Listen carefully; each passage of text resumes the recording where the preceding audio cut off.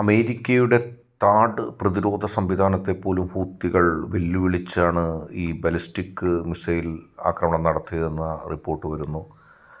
America കഴിഞ്ഞ October മുതൽ ഇസ്രായേലിനെ ഹൂത്തി ആക്രമണത്തിൽ നിന്ന് സംരക്ഷിക്കാൻ വേണ്ടി നിയോഗിച്ച ഈ താഡ് സംവിധാനം തകർന്നിരിക്കുന്നു എന്നുള്ള റിപ്പോർട്ടാണ് വരുന്നത്.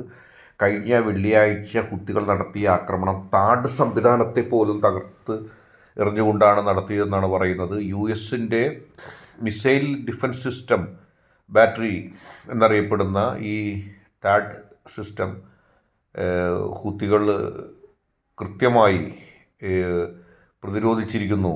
കഴിഞ്ഞ ഒക്ടോബറിൽ ഇറാൻ ആക്രമണത്തിന് എതിരെ ഇസ്രായേലിനെ സംരക്ഷിക്കുന്നതിന് വേണ്ടിയാണ് ഈ സിസ്റ്റം അവിടെ ഇംപ്ലിമെൻ്റ് ചെയ്തത്.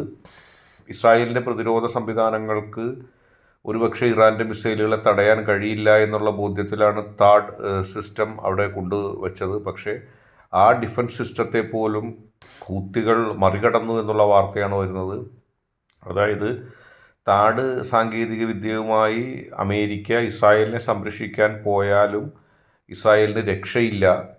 കൃത്യമായ രീതിയിൽ പ്രതിരോധം സൃഷ്ടിക്കാനായിട്ട് ഇവർക്ക് കഴിയുന്നു എന്നുള്ള വാർത്ത തന്നെയാണ് വരുന്നത്. വലിയ തരത്തിലുള്ള ആശങ്ക ഇസ്രായേലിനും അമേരിക്കയ്ക്കും ഒരേ സമയം ഇതിലൂടെ ഉണ്ടാകുകയാണ്.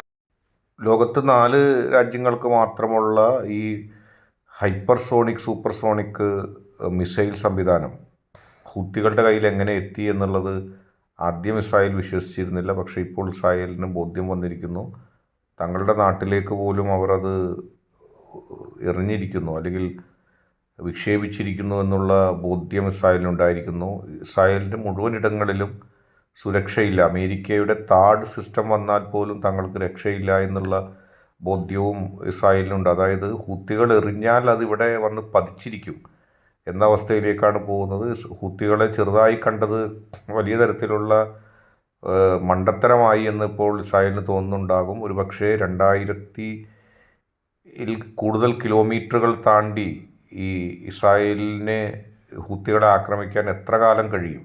അല്ലെങ്കിൽ ഹൂത്തികളെ ആക്രമിക്കാൻ വേണ്ടി ഇസ്രായേൽ സർവ്വസന്നാഹം എടുത്ത് ഒറ്റയ്ക്ക് നടക്കില്ല. അമേരിക്കയുടെ പിന്തുണ വരേണ്ടി വരും.